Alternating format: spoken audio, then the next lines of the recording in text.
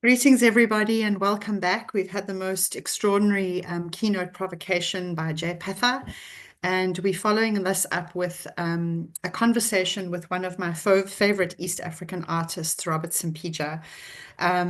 Robert is a Ugandan contemporary dance artist with a career in formal and informal dance settings, as well as a person who works in the arena of post-colonialism and decolonization. He has practiced his art in 3 different continents and with different companies and projects. He's worked with people like Christopher Winkler in Germany, Nora Chipamir from New York and Zimbabwe, from Kudus Onokeko in Nigeria, and Patrick Okoni in France and Senegal. He's a deeply inspired dance maker, and he continues to develop a new aesthetic in the kind of forms of dance that he makes. We met actually, we've never met in person, but we've met many times online. And we met first during COVID, actually, when Jomba went online, and Robert sent in the most extraordinary short film called The Myth of Isolation, which looked particularly at the way in which COVID-19 and the ideas of isolating operated in African cities, where notions of the temporal spaces around people, access to hygiene and healthcare was really kind of, brought to the fore. And the film was extraordinarily well received. And we just set up a relationship after that and a friendship. And we commissioned him to make this beautiful film in 2021, which has, I think, a much larger life. And I know we'll talk a little bit later, but the film is going to be, I hope, Robert's been talking about it becoming a kind of theatre place. I've also invited Robert on many occasions to speak to my students online. He's inspired them when we've been looking at things like decolonialism and performance. So really a long-standing friendship, and just really thank you for taking your time to be here. We're going to be watching his dance film Alienation, which takes the view on a journey of really, I suppose, self-discovery around the decolonial questions that interrogate ideas of home and what is home and where do we belong. Much like the rest of his dance work, this film lyrically questions how Ugandans can expect to grow and thrive as a city and as a people when the foundations they have were neither built for them nor meant for them. So welcome, Robert. I don't know if you want to say anything before we start, or should we watch the film first? I would just say thank you so much for that heartwarming introduction.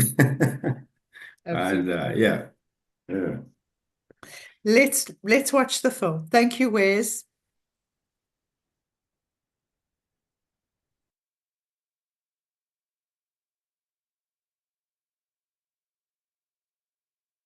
So I'm Ssempijja Robert, a contemporary artist and dance researcher, born and raised in Kampala, Uganda, that's East Africa.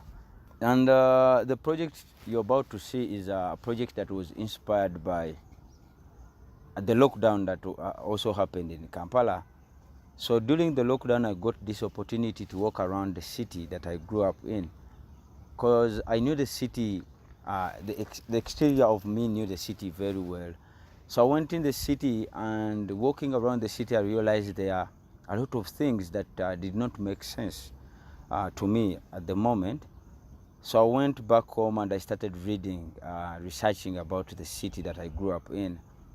And after reading a lot of stuff, I realized that I had a conflict. The conflict was between my exterior and my interior, because my exterior knew the city, but after reading all this information, my interior couldn't connect to the city anymore.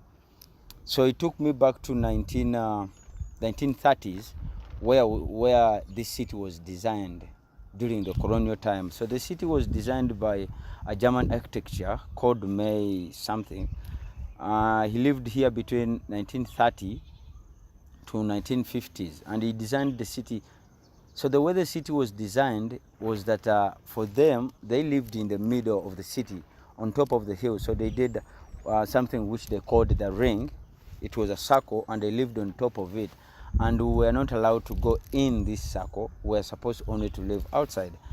So as per now, I found also that these borders are still active, but for now it's about the economic part of you that doesn't allow you to cross the border to go to the other side to live there. So, and also it still had that those colonial structures that were still active until today. So that brought a lot of conflict within my inner self, questioning the city that I grew up in. And yeah, I hope you enjoy the work.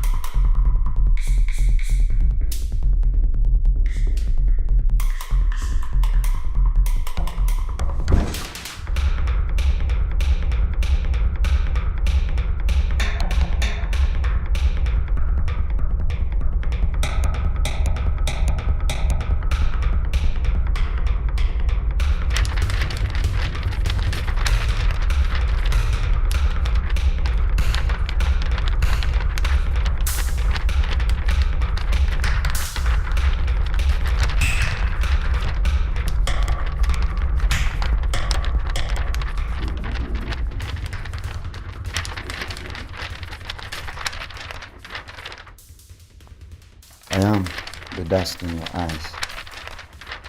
I am the sun on your skin. I am the noise in your ear. I am the feet on the road. I am your hands in the water.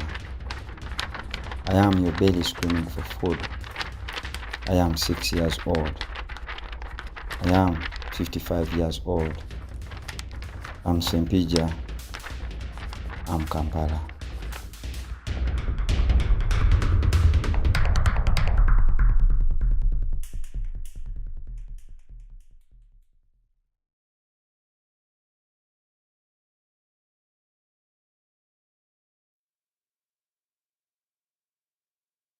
It's a remarkable and beautiful film, Robert. I think that the first thing that really strikes me, particularly in the context of our colloquium, is the way in which you navigate yourself in relationship to your city. So the idea that one's identity is also located in a sense of where we are born, where we come from, and how we operate, and that while Kampala is an African city, it's designed by empire, and it's a city of divisions. And I wanted to ask you to speak a little bit about that.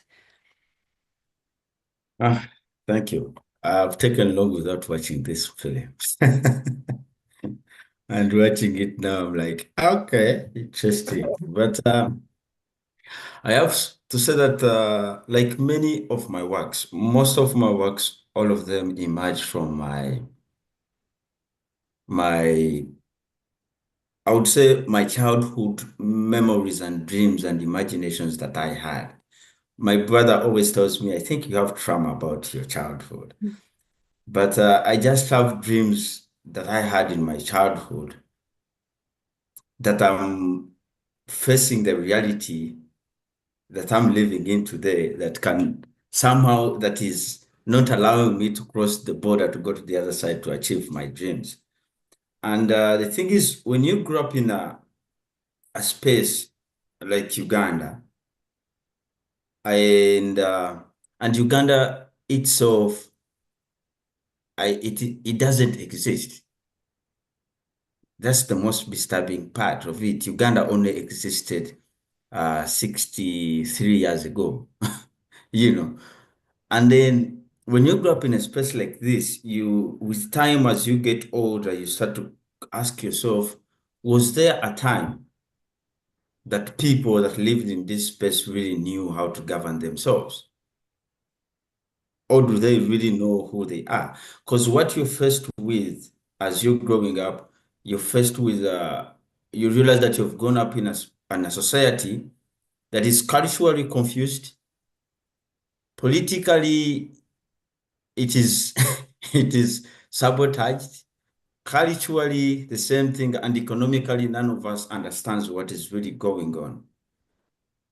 And then it is coup after coup after coup after coup. So a lot of questions come to emerge. You start to get a lot of questions. And these are the questions that I'm always interrogating or investigating in my work. I'm trying to find a way, how do we start to have a conversation? For me, it is the trigger of starting a conversation. And that way we can start to recognize a solution as a community.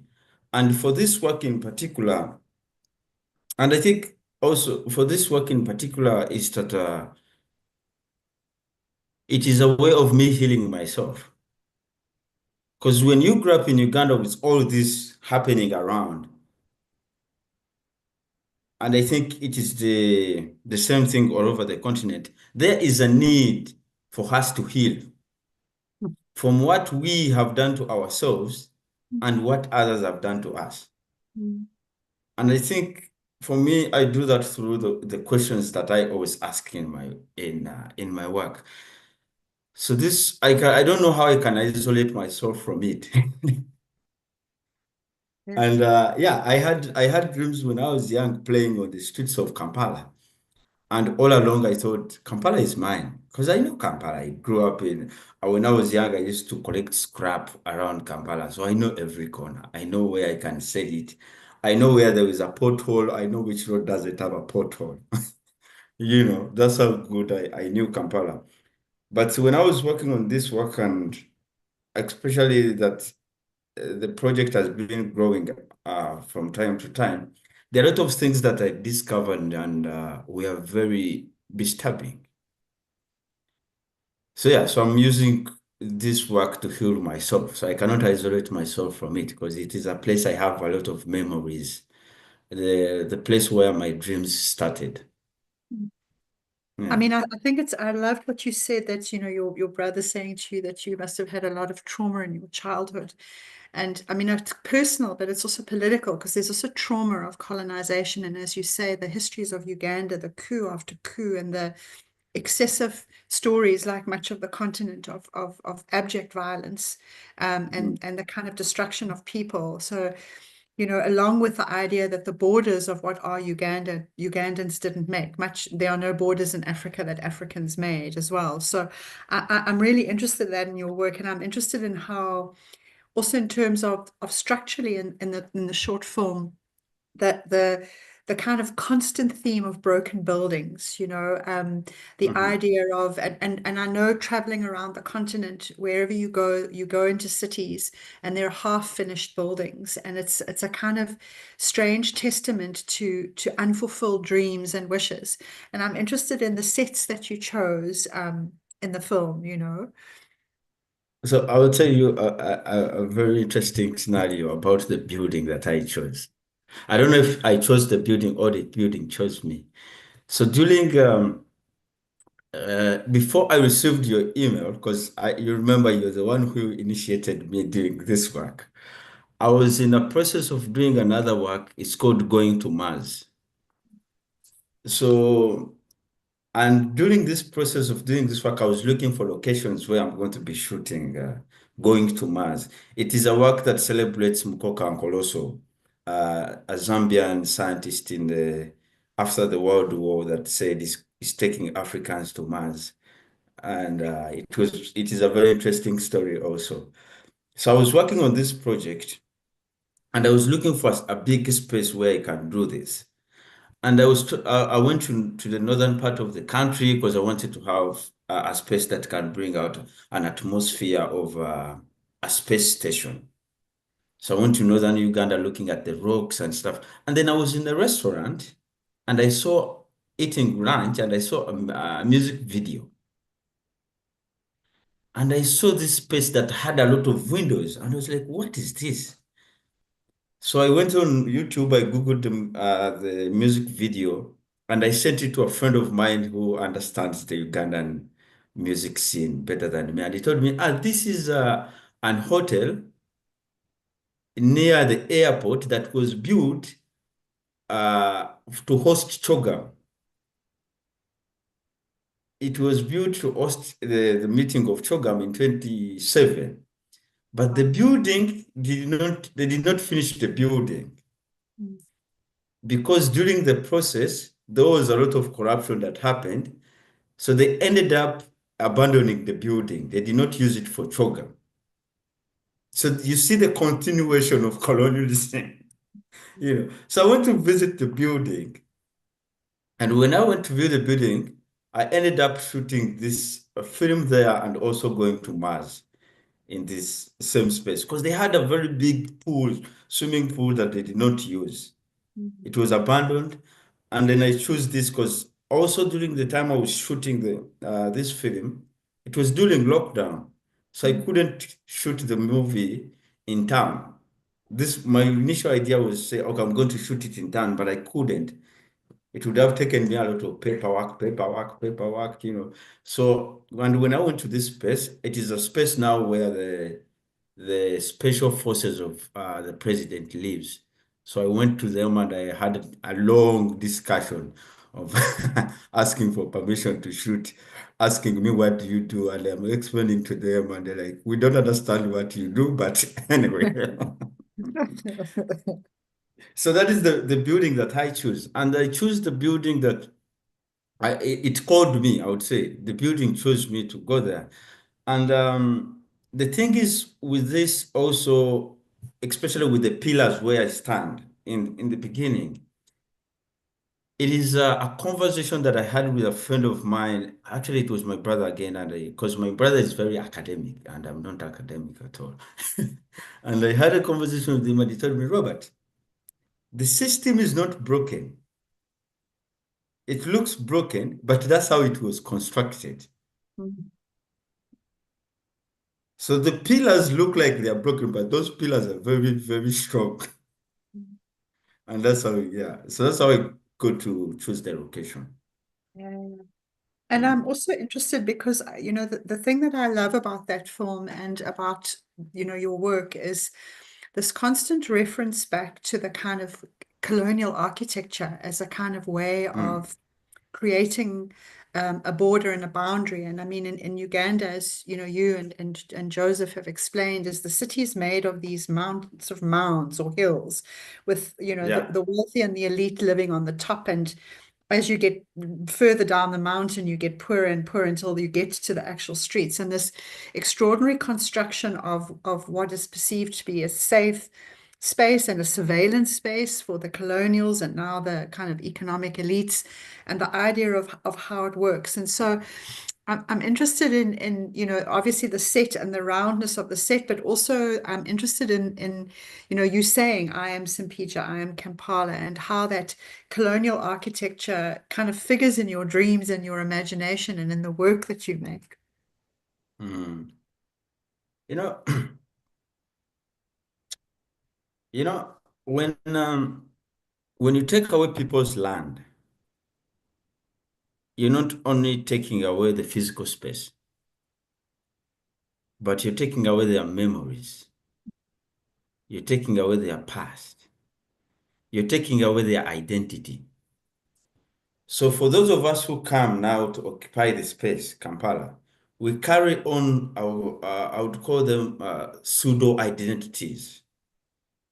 And this is where it comes from. I was during there was a Ugandan writer.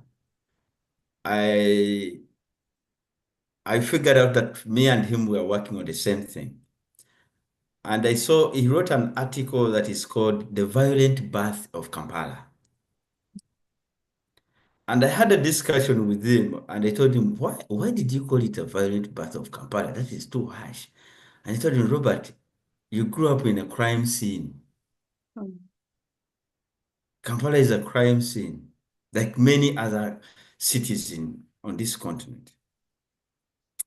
And then he was trying to explain to me, how did the ghettos how come all the slum areas are situated in the swamp areas in Kampala or in Uganda? So now we see how colonialism is not unique to only human beings, but it also affects the environment, the ecosystems. Because what was happening, which is I find it very funny, that one of the reasons of the settlers saying that for us we are going to settle on the hills and no one is supposed to come in was malaria. So what they did was that they thought that mosquitoes only bite black people. And if they have a distance from them of, I think it was 500 meters or something, 500 something, then the mosquitoes won't bite them. Very So, ridiculous. Then, so what happened was that for them, they chased out all the people on top of the hills and they settled on the hills. And then the only time we were allowed to enter the hill was when we were going to work for them. mm, So this also, I got to find out that, because I was asking myself, so how come I grew up in one of these slums? And also my mom was born in this slum. I was born in this slum. So it is a continuation of that. Because when you grow up in a space that is designed for you to be there, then you're going to get access to a different, you're getting access to a different education, healthcare systems, the circles around you are limited. So it keeps you in this circle forever and ever. So we see the legacy of colonialism being transgenerational. It keeps on going and going. And then when you look at the buildings, for example, the Ugandan parliament, the Ugandan parliament was constructed in a space that was a sacred space for the Buganda clans. So the Buganda clans used to come here in this space every month, once a month, to have their spiritual and meetings about their clans and the way forward for the kingdom. So this is where the parliament was built, very strategic. And now for the people that occupy the parliament today, they inherited a spiritual logic that is not ours. And then we wonder why they are always fighting in the parliament. So you would see that it also gives you a strange experience whereby you don't know now if you should call it your nation or your city, because it is speaking a language that you don't understand. And it has a culture that you also don't understand, and memories.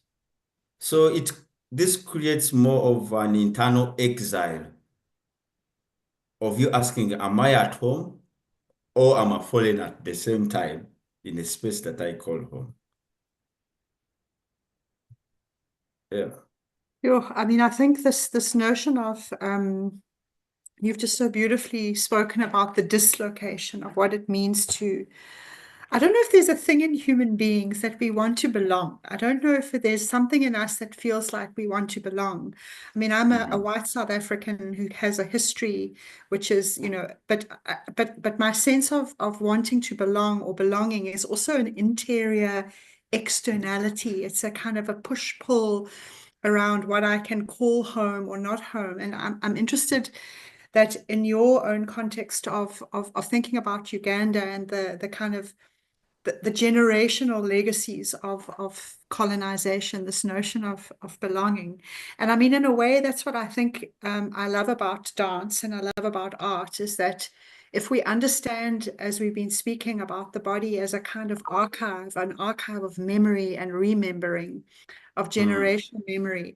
I'm interested in how you think about your own body, with the politics you've been speaking about, this internal externality. I'm interested in that politics and how you see your own body as a kind of a way to cross borders or break borders or reimagine. Why do you make the work you make? Because I have a lot of unsolved issues inside me that I want to interrogate. Yeah, that's the truth. I have a lot of questions. And, when I'll take you back when I was still, when I started dancing, I started dancing as doing traditional dances. And also then I started doing break dance. And then at one point I think I went to Burkina Faso at one point.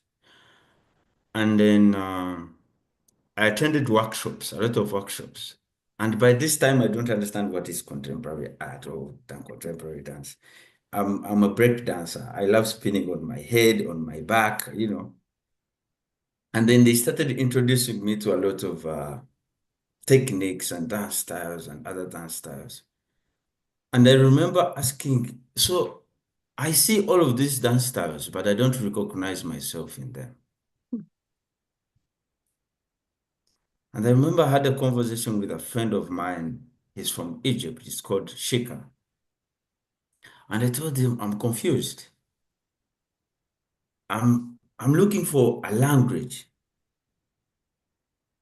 that can coordinate with mine as Robert. And then he told me, I'm going to send you something and you let me know what you think tomorrow morning. So what he sent me was something from Pina Bausch. And then he sent me something where Pina Bausch said, when you create a work, the departure of the movement has nothing connected to technique or dance styles. These movements come from everyday life. And this quote made me think a lot. And this is where this is when I start to interrogate my body as an archive. Because I understood that my body was there before even colonialism happened.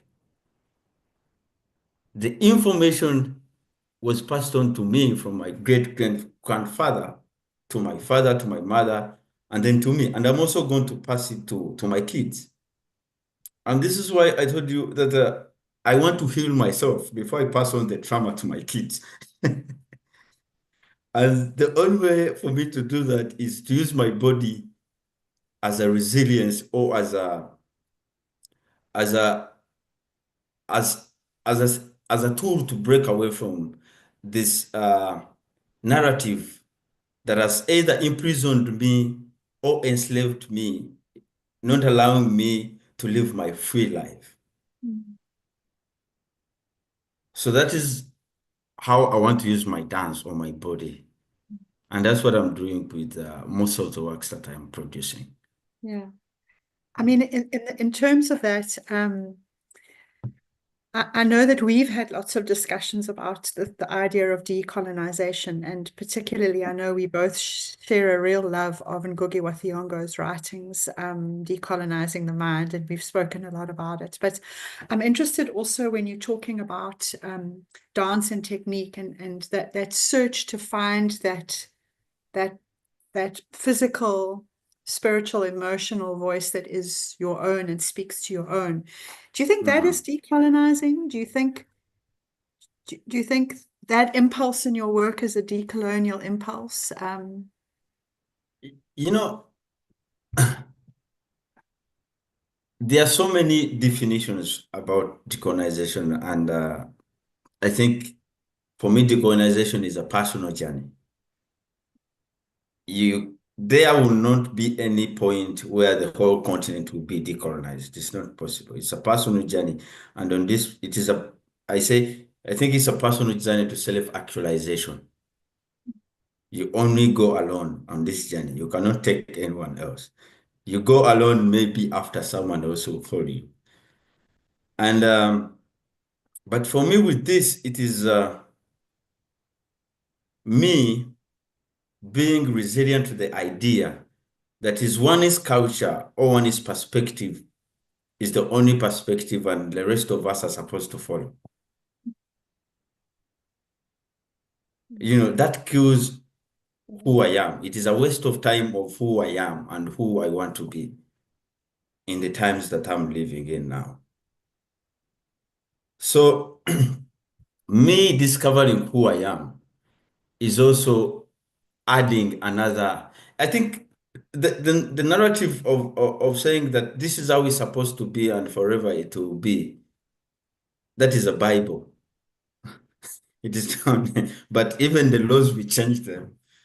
So the moment we go to that, we are killing the creativity within the dance space. And I'm not saying that technique is bad. Technique is good.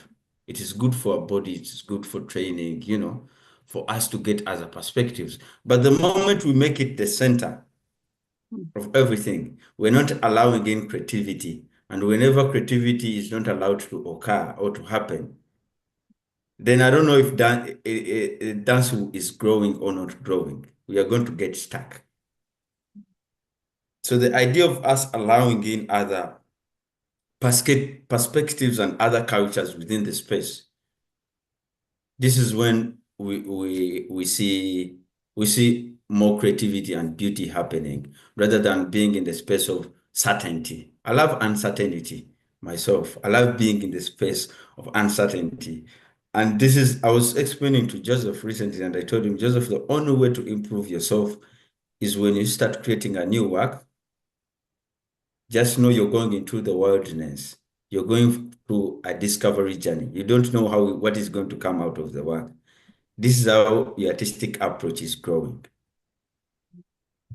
I mean, I think also in a way, I love what you're saying so much, and I love the way you articulate it, because I think what's happened, and in the light of what Jay was speaking about earlier, I think part of the violence of colonization is that it kind of ripped knowledges and placed the knowledge in the center. And I think in dance, it's a certain understanding of the way in which a body should move, or how a body should make work, or what is appropriate messaging for a body. And I think that, what you're speaking about is kind of saying, yeah, no, it's fine, but it doesn't sit in the center. It needs to operate around, and I think particularly, you mentioned your colleague Joseph Tebandeka, who most of us know quite well in South Africa. He's visited and worked with us. His body is a complete challenge to the ideas of what we think about normate notions of dance, and really challenging around that. And I think that, your film Alienation, and Joseph's work, the work of you, the beautiful Kampalians, really challenging the idea of what it means to where we situate ourselves in terms of our training and our thinking about ourselves. So I know that you're thinking about, which I love, and I hope one day we can get this work to South Africa, and we can have it. But I know that you've been talking a lot about turning Alienation into a stage work, and I'm wondering what that would look like, because for me the film is so rich, because in that opening scene you see that the hills of Kampala vaguely in the hazy background, and that kind of seen and not seen, and the kind of that round beautiful space, which is that running and falling, which is just so, the constant vulnerability of running and falling. I'm wondering how you're imagining this as a stage work. I'm laughing because the work just premiered a month ago. Okay, you've done it already. Didn't know. Yeah, so the thing is, I have to say, by the time we met, I was in a stage where I was, I think I have a mind that gets bored very fast. So I was starting to get bored with the approach, the way how I was creating works. And during this time, I was searching for new methodologies of how I can create my work. And I think COVID was a good time for me. I had this time to reflect where I want to go artistically with my work and what I was doing. So for Alienation was the film was the starting point of me saying, okay, I'm going to start investigating new approaches with this work and experimenting.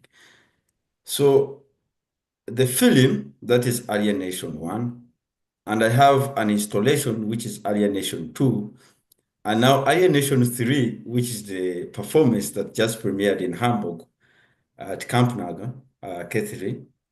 And then I also wrote an essay, which I want to turn into a textbook image. But I'll tell you about the performance, since you asked me about you asked me how I imagine it, and I'll just explain to you. So with the performance, this is what I created. So Kampala, I carried the Kampala to the stage. So the stage has 10 hills, and I make the audience sit on these 10 hills. And in the beginning, it is me crawling in the valleys, in the swamp areas where I grew up. So when you come in as an audience member, I have 3 screens in the space. So the screens project the map of Kampala and some of the sketches from May Hengst. And you will see also the hills of Kampala. And on the floor, you also see the hills mapped down on the floor and with their original names. So the audience is given more of a card at the entrance telling them where they're supposed to sit, which hill they're supposed to be sitting on. And then I go through those scrolling down because I wanted to carry the Kampala hills with me. I wanted to carry the community that I'm talking about with me. And I was doing this because I wanted, if anyone that has ever been to Kampala, or if I'm to do the performance in Kampala, I wanted the people there to recognize themselves ourselves within this. Yeah, so the performance is already done. Well, I hope we can get it. And I'm very interested also in your idea of the book. And I hope that you and I can talk a little bit about that as well, your essay and your book. Right. I also, you know, I'm interested also, maybe kind of a final question, and maybe I will also ask if anyone has questions for you. But you're also an artist who travels across borders. You travel, you spend a lot of time in Europe, working in Europe and coming back to Africa. So there's also border crossings between Europe and Africa. And I'm wondering how you experience that, and how that shifts your imagination and your way of working and thinking about yourself. Hmm. This is a lot of times they ask me this, and I don't know. I don't know how exactly to respond to it. But for example, I would say that me being from Kampala and then coming to Europe, it is me bringing some disorganization in this disorganization to Europe. It looks very organized. It needs some uncertainty. I find it most of the times, especially when I was in Berlin when I used to work a lot with Christoph. And every morning I woke up, I was supposed to get at the studio at 10. And the funny thing is that every time I went to the train station, in the same wagon, I would find the same people at the same time. And I was like, no, this is not possible. It is supposed to be a machine that does this. So most of the times when I'm in Europe, I feel like a machine. And everyone is in this wagon, it is cold, and no one is smiling. And I'm like, huh? I think they have fights at home, or they don't like going at work. So one thing I did once, I came with a speaker and I was dancing in this wagon we are in, and all of them were like, huh? What is he doing? So I love the disorganization also. That is what I come with. But going back to work in European institutions, whew, that's a heavy one. I don't know where to start to navigate this one. But there are a lot of things I would say that I've discovered working in European institutions that has made me question the way we also operate things back home. In Uganda, by the time when I was starting dancing, we had one dance studio. And we wanted to produce work also the same way how Europeans produce work. Yeah. So me working here, I'm like, no. And every time I'm home and I talk to artists, I'm like, no, we need to find our own way of creating things with what we have. We don't have the institutional, the structures that they have. So we need to create a hybrid of ourselves here on how things operate here. Because the moment we want to operate the way they do, then we are going to become followers of that. Yeah. And there is a need for us to come up with an hybrid way of how creatively we can continue creating works with what we have and the environment that we are in. Yeah. I mean, I think I love that idea, and I think it's a real provocation that you give to all of us. But it's the idea also that what you spoke about earlier around technique, that there's a centered technique, that there's a central way of making or thinking about how work should be made, which is it's tied to institutional structures like, you know, schools and theaters, which is not always possible in spaces as well. No, it's So not. I kind of And I find that. think, Sorry, Joseph. Yeah. no, you can go on. Oh, no, I was just going to say, I kind of love that provocation, because I think, you know, it really makes us, if I think back to what Jay said, when we talk about, he was talking about this notion of assimilation, that we always think about assimilation as a one-way thing of Africans assimilating European culture. But you're picking up on what Jay said, that actually it's the idea that we can also pick up and take in a way that is very transgressive. So the idea of you going into Europe as a kind of an agent of chaos becomes a kind of quite a transgressive, re-understanding of a body, a black body, of an African body, of a different frame or consciousness that situates in a space, and being transgressive with it. So yeah, I just wanted to say that I loved it. Oh, nice. Yeah. I'm wondering if there's anyone, we have a few more minutes, and I'm wondering if there's anyone in the room, or if there are any questions or that anyone would like to ask Robert, and if there's any comments that anyone wants to make, or we can kind of wrap it up. I'm not sure if anyone feels they need to say anything. You're just welcome to unmute and put your camera on and ask a question. But if Hi, you Lliane, feel... it's Michelle here. Hi, Michelle. Welcome. Thanks very much. It's been a fascinating talk. Thanks very much. I wondered if I could ask you, Robert, a little bit about, you mentioned just briefly at one point, this aspect of self-healing through art, and how, like, you aim in your work to achieve this very difficult thing of self-healing. And I wondered if you could talk a little bit to that. I myself am a writer, and I suppose all artists, writers, dancers, there is this level of self-healing, but how do you attain it through your art? Is it achievable? That is what I'm on. I don't know if it's achievable or not. I'm still investigating. But the thing is, what I do is I have questions that sometimes give me sleepless nights.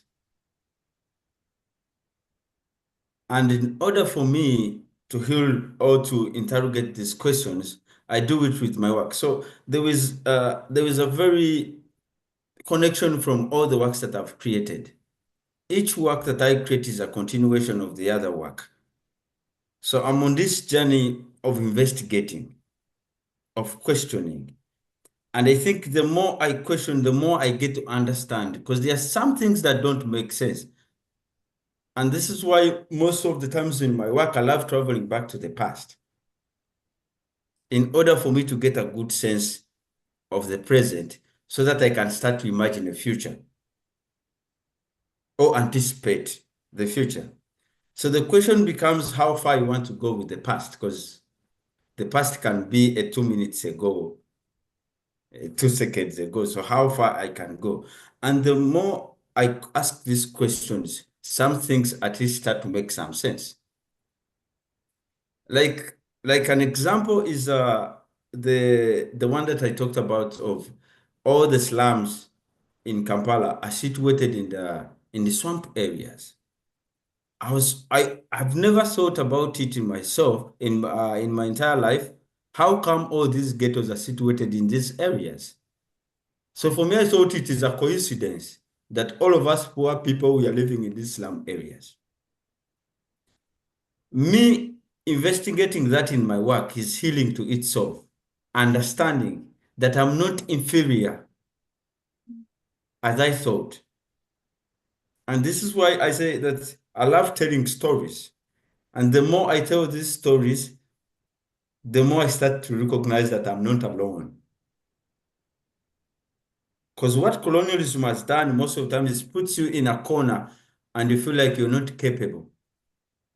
You're inferior and others are, or you are a subhuman and others are human.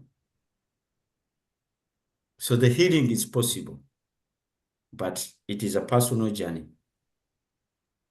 So that's an incredibly powerful answer to my question, because it's like self-healing, not so much self-healing as investigation and finding answers. And through finding answers, finding, like, I don't want to say peace, but clarity maybe. Mm-hmm. So I think when you find the clarity, that is when we start to imagine a future. Then we know how to walk towards a future. And I think also just picking up on, and thank you, Michelle, so much for your wonderful question. But I think also, isn't that the reason we make art? I mean, I know for me as a choreographer as well, it's a way of negotiating imagined worlds as well. Sometimes, you know, I think I loved what you said about traveling back to history, but also I think sometimes making art is also about an imagination of a worlding of what might be possible through a ritual, through whatever other processes. So, and I love that notion that there's, you know, there's a word that is the same for tomorrow and yesterday. So really beautiful.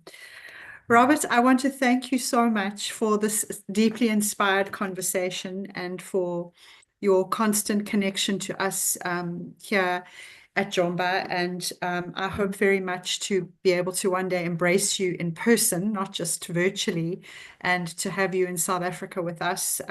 Maybe at the festival, we'll find a way. But also on behalf of the Jomba MASIHAMBISANE Dialogues, to really thank you for bringing Uganda to us and for explaining your own deeply personal notions of decolonizing and of the way in which you work, and for sharing the border crossings that you do in your work, and just to honor you for being an incredible artist and human being, and for making our lives so much richer. So thank you very much.